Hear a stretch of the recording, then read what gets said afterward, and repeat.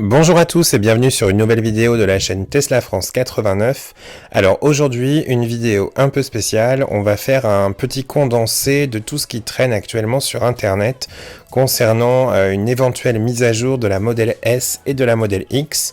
Donc il y a pas mal de news qui passent un peu partout liées à différents potins au niveau de Tesla et puis voilà sur aussi plusieurs chaînes YouTube américaines et plusieurs sites spécialisés sur les véhicules électriques. Donc moi je vais vous faire un petit point de tout ce que j'ai pu rassembler à ce jour et puis vous donner mon avis aussi. Donc n'hésitez pas en commentaire comme d'habitude si vous voulez réagir et puis me dire aussi si ce type de vidéo vous intéresse ou si on repart sur 100% du tuto de la Model 3 et les vidéos qu'on a toujours fait jusqu'à présent. Alors tout d'abord, pourquoi est-ce qu'on pense qu'il va y avoir une sortie donc d'une nouvelle S et une Model X? Bon déjà c'est des modèles qui datent d'il y a un peu un moment maintenant au niveau du design et tout ça. Il y aurait aussi des nouvelles technologies, donc des améliorations au niveau des performances et au niveau de l'optimisation des véhicules. Et puis aussi une mise à jour esthétique on va dire au niveau du design des véhicules aussi bien intérieur qu'extérieur. Voilà, donc il y a aussi certaines rumeurs concernant en fait la fermeture au public. Il n'y a plus de visite de l'usine Tesla actuellement aux États-Unis. L'usine est vraiment un peu en huis clos. Alors il y a deux points de vue. J'ai vu tout ça, je cite en fait principalement aussi les chaînes américaines I Want Tesla et Like Tesla qui relayent toutes ces infos. Ils ont deux visions des choses différentes. Donc il y a un groupe qui pense que c'est parce qu'en fait il y a un commencement de production de modèles S et X rafraîchi, et il y en a d'autres par contre qui pensent que non, c'est parce qu'ils sont en train de se concentrer à 100% sur en fait le modèle Y, ce qui paraît plus logique pour certains dans le sens où de toute façon c'est le créneau qui marche, le créneau un peu moins cher que une nouvelle modèle S et modèle X, et surtout le petit SUV qui plairait mieux que la modèle 3 qui marche déjà très très bien, mais qui est plus adapté par exemple pour des familles avec des enfants, parce que je vous rappelle que le modèle Y on peut placer jusqu'à 7 sièges. Voilà, donc c'est un peu les deux points de vue différents au niveau du timing. Certains parlent d'une sortie pour la rentrée, donc en septembre, pour le modèle S ou modèle X rafraîchi. Pour d'autres, c'est beaucoup trop tôt. Maintenant, voilà, c'est les deux points de vue qui sont maintenus, sachant aussi que le bonus écologique aux États-Unis va visiblement s'arrêter en 2020. Ce serait donc une bonne opportunité pour Tesla de relancer les ventes de la Model S et la Model X avant la fin de ce bonus écologique, que de sortir deux modèles remis au goût du jour et rafraîchis à la rentrée. Donc c'est vrai que ce sera un gros impact sur leurs ventes. Il y a aussi des fuites au niveau de certains tests dans le désert qui auraient en fait il y aurait eu des modèles S et des modèles X avec une nouvelle technologie de batterie qui aurait un refroidissement différent, qui aurait été testé récemment dans le désert. Donc il y a tout vraiment une grosse partie, un gros pan de toutes les fuites qui actuellement qui sont au niveau de la batterie, qui serait beaucoup plus légère, qui pèserait d'ailleurs 158 kg de moins sur la nouvelle Model S, qui permettrait du coup de grandement améliorer l'autonomie, et on atteindrait les 400 miles d'autonomie pour la Model S, donc ce qui vaut 644 km d'autonomie.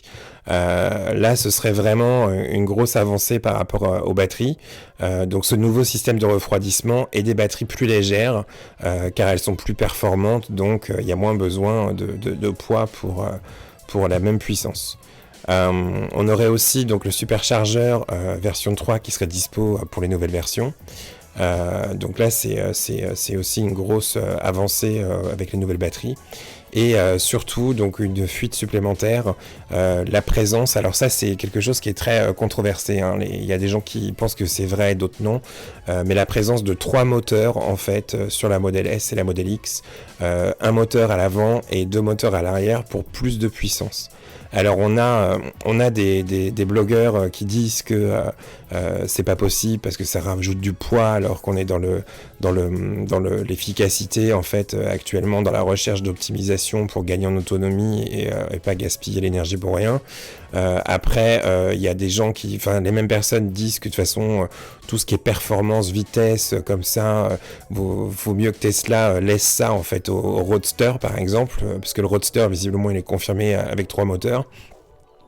Et que pour la Model S et la Model X ce serait quand même surprenant, mais visiblement c'est une fuite qui vient de Tesla et il y aurait bien 3 moteurs sur la nouvelle Model S et Model X, certainement en option comme actuellement par exemple on a le dual moteur avec 2 moteurs, un à l'avant et un à l'arrière sur la Model 3 par exemple. Voilà, donc là c'est vraiment au niveau des performances, donc la batterie et ensuite c'est cette histoire de moteur. Au niveau visuel, donc on aurait vraiment apparemment un intérieur qui s'inspirerait de la Model 3. Donc avec beaucoup plus de simplicité dans les lignes et beaucoup plus dépouillé au niveau du tableau de bord, etc. Avec aussi un toit entièrement vitré comme le Model Y. Donc c'est quand même des choix esthétiques très sympas, moi je trouve. Voilà, la simplification, le côté un peu plus futuriste, toujours avec une grande tablette, donc je vous mets quelques inserts, très sympa. Et voilà, aussi des photos qu'on a vu passer pas mal sur internet, donc là je vous en mets quelques-unes, de l'extérieur du véhicule, avec un peu plus d'agressivité dans les lignes, enfin bon voilà, un petit lifting bien sympathique. Moi en tout cas ça me plaît beaucoup. Voilà, je sais pas ce que vous en pensez, n'hésitez pas à mettre des commentaires. Alors on ne trouve pas beaucoup, j'en ai pas trouvé de rendu du modèle Y, du modèle X, pardon.